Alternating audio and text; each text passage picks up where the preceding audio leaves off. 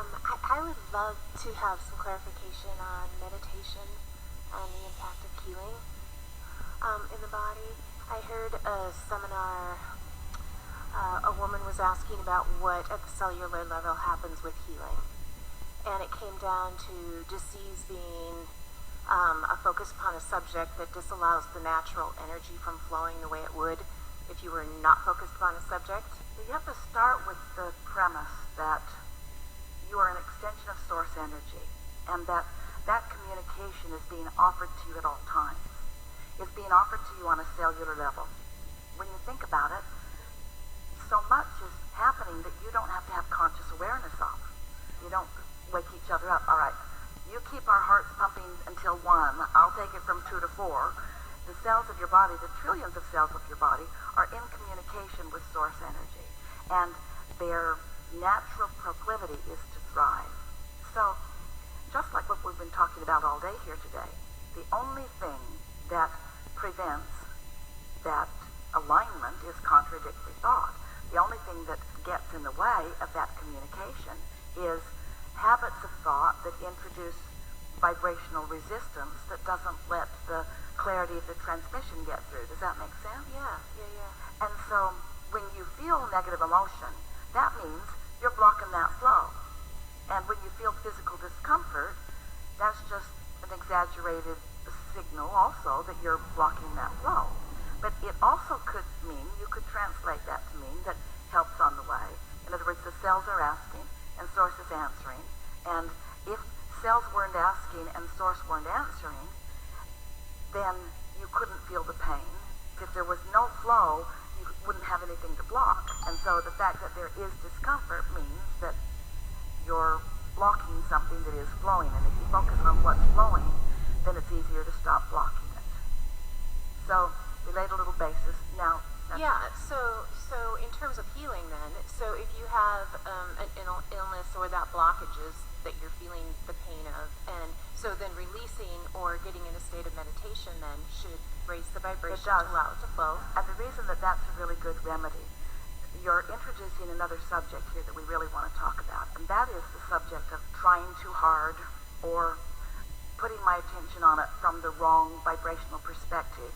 Every subject is two subjects, what is wanted and the absence of what is wanted. And sometimes you think that you're talking about what is wanted when actually you're focused upon the absence of what is wanted. And so that's why playing this game that we're offering for a while, off the subject of anything very important, because the important subjects are the hardest ones to figure this out about at first.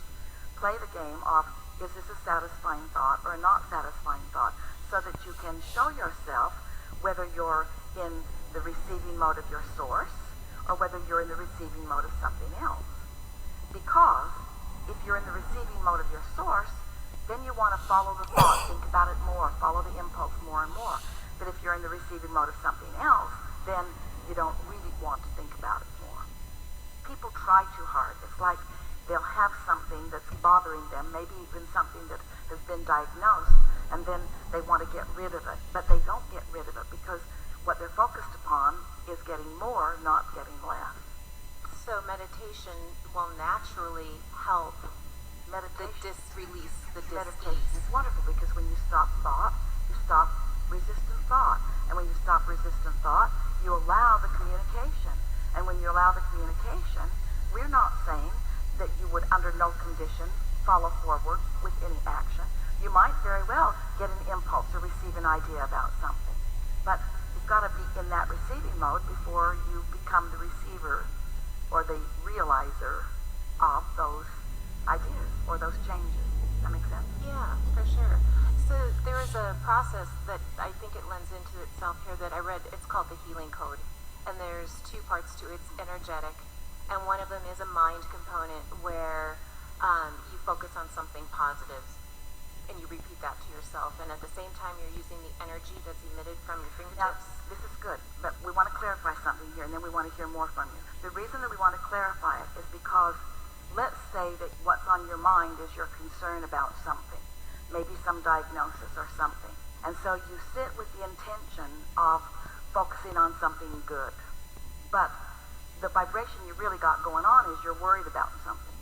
So you're not really under the influence. You're not really wide open. So then it becomes trying too hard, and it actually introduces more resistance into the equation.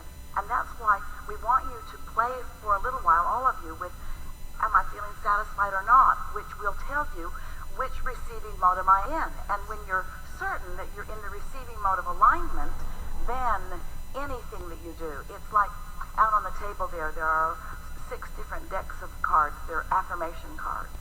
And they have been beautifully illustrated by artists who were really in the flow. And they've been written by us who made certain that every word is vibrationally accurate with the intention of getting you into that open receiving place. One is about health, one is about money, one is about relationships, one is general well-being. In other words, just about anything that anybody is wanting to improve are represented in those cards. But if you, from a place of step 1, where you're knowing what you don't want, where you're worried about something, were to sit and look at these cards which we consider to be perfection in terms of their vibrational accuracy, they could still mess you up because you're using them from a place of resistance. So every thought you think is increasing your resistance rather than releasing your resistance. So you're arguing, I create my own reality. Sure I do. Life is supposed to be fun. Yeah, that sucks. In other words, you find yourself arguing with infinite intelligence because you're not in the receiving mode. You see what we're getting at? So it's about determining that first. That's why meditation is so wonderful. Because if you'll sit for 15 or 20 minutes and focus upon something that, like Esther likes to focus on something because it's present just about everywhere she goes. Some sound in the room, like this fan from here. It's boring. You're not thinking, I've heard better. You might have to release a thought and go back to the fan, and release a thought and go back to the fan. But if you are determined to focus upon just taking that fan in, just receiving that fan, you can quiet your mind. You can. And once your mind is quiet, you've stopped resistance. And then, once resistance is not present within you, your cork will bob to its natural place there in the surface of the pure positive energy. And then just enjoy. Don't try to make anything happen. Don't try to affirm. Don't try to fix something that's broken. Just rest in that alignment and let that natural alignment carry you to what's next and what's next and what's next and what's next. And the hot seat. Yeah. Yeah, so that has been my experience. I've followed your studies, your teachings for 11 years now, and I was beating myself over the head basically with different processes that I was trying because I was trying too hard until I got to the air conditioner method of meditation. For the last year and a half, it has just remarkably changed my life. In the Asking of this Given book, there are 22 processes, and if you'll notice as you read them, there is guidance about where you are on the emotional scale when you use such a process, because they're written to acknowledge the level of your resistance, because if there's a lot of resistance, some of the processes won't work at all for you. If there's not much resistance, then some of them work easily. And so we defined that in the processes. But under the process of meditation, it says, because it works no matter where you are on the emotional scale. Because as you quiet your mind, you stop resistance. And when you stop resistance, your vibration rises. And when your vibration rises, you are in the receptive mode. And the more you do it, the easier it is. Yeah, and that's been my experience too for the last year and a half. Yeah. So just beautiful, beautiful. And so my final question is, we had talked several years ago that the things that I've learned from you and then this meditation practice with the air conditioner method was what helped me release my addiction to alcohol. And we were talking about the fact that I wanted to teach seminars, and you interjected that you thought I should, that there are a lot of people who have tried a lot of different approaches who could use a new approach. And so I'm ready to do that now, and I have this, it's my passion project, my inspiration. I'm developing a movie-based education program. Just pay attention as you're moving along. First of all, we never tell anybody they should do anything. But if somebody feels like they want to do something, and it feels like that, then you can't not do it and feel good. It's not a matter of should. It's a matter of having gotten the momentum going, and now you're being called to the fulfillment of yourself. And nothing else will do. Maybe that's a should. Maybe that means should. But what we mean is nothing else will do.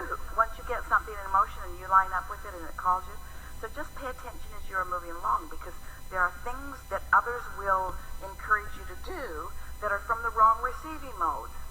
I don't think this one is. This has been percolating for quite a while. We're not talking Yeah. about the idea. Yeah. We're talking about pieces within it. One of the things that always happens, we're really out here on the leading edge with you, so enjoy this, because once something has been decided by you, and so you're underway with it, you find yourself thinking about it a lot. In fact, thinking about it mostly, more than anything else, often more than all other things put together. But you're not always in the receiving mode. So sometimes you'll be thinking about it because that's what you do now, but not from the receiving mode. And so then wonky ideas can be introduced into the equation. You see what we're getting at? So just take it easy and let it be inspired. That's all we're saying. Let it be inspired. Well, I'm inspired to ask if you potentially would be in the movie. I would like to interview you for that. There are a lot of variables to that answer. Has to do with Esther. This is an idea that is not very well established in your vibrational frequency. There's still enough resistance within it that was not a slam dunk. Yeah. Okay. You see what we're getting at? Yeah. Would you be in the movie? Maybe. You I'm see not what we're sure. getting at? Yeah. Yeah. There are all kinds of people that can be in your movie. Yeah. Including me, so I'll work on that one. Thank you so much.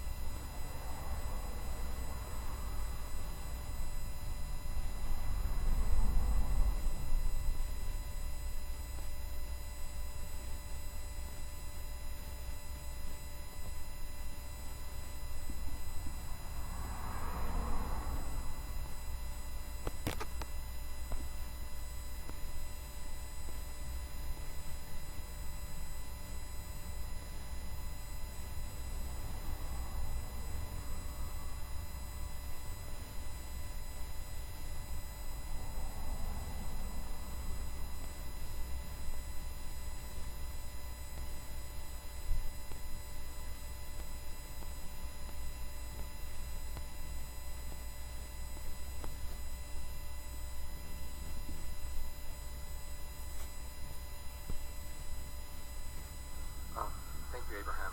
I want to talk about God in the traditional sense, and Abraham, and infinite intelligence. I hear the phrase communion with God, being one with God. I hear you talk about blending this self with my higher self. When I'm blended, I am my most fulfilled, I am my happiest, I'm peaking with joy. The world is beautiful, I see life through the eyes of Source. When I was younger, I wanted to be a monk so I could be in an environment where I could commune with God, and the whole environment would induce that. I didn't become a monk, but I still have, I'm asking for clarity. Is there the possibility, other than blending with me and being the everything I have become, my highest being, one with my highest being, is there another form of communion with a larger entity? No, it doesn't get any bigger than that. It doesn't get any bigger than being out here on the leading edge in vibrational alignment with all that you're calling God.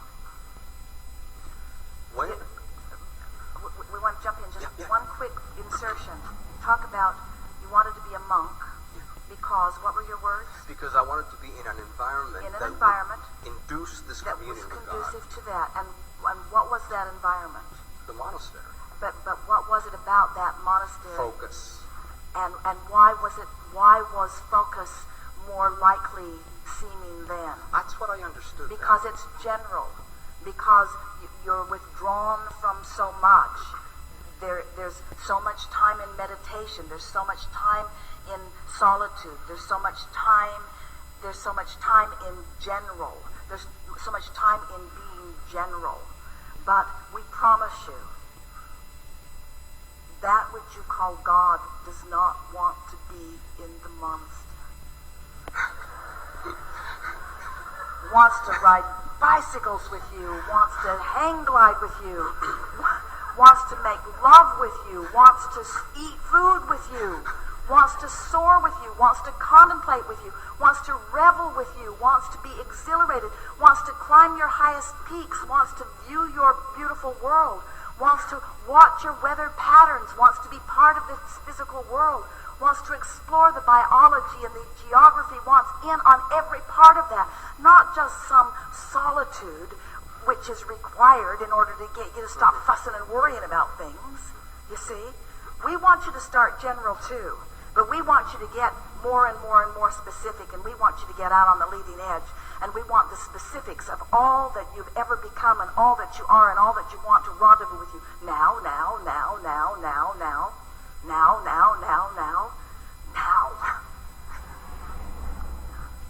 So when I was on my way to Australia for the Australia and New Zealand cruise, I watched a movie on the airplane, Eat, Pray, Love, and there was a phrase that just jumped at me. It said, God dwells within you as you. God dwells within me as me. And what you're saying is that's it. That's where it is. It's my highest being, everything I have become. Yes, like the fullest and expression of who I am. And the reason it's hard for people to get that and accept that is because so often humans are focused in ways that they are disallowing the fullness of that. You see, it's not that that isn't there with you. It's that it's there with you and you don't know it. It's there with you and you don't know it because you're worried about being late for work, and you're worried about getting caught in a snowstorm, and you're worried about what somebody said, and you're worried about not being appreciated, and you're worried about being left out. You're worried about things that matter to you, but in your attention to these lackful things, there is a thing that you want that you're depriving yourself of, and so you mute your ability to know that. Years ago, Esther walked down to the gate to open it. Jerry was bringing the vehicle. And they'd been basking, they'd been walking, they'd been meditating, they'd had a nice meal.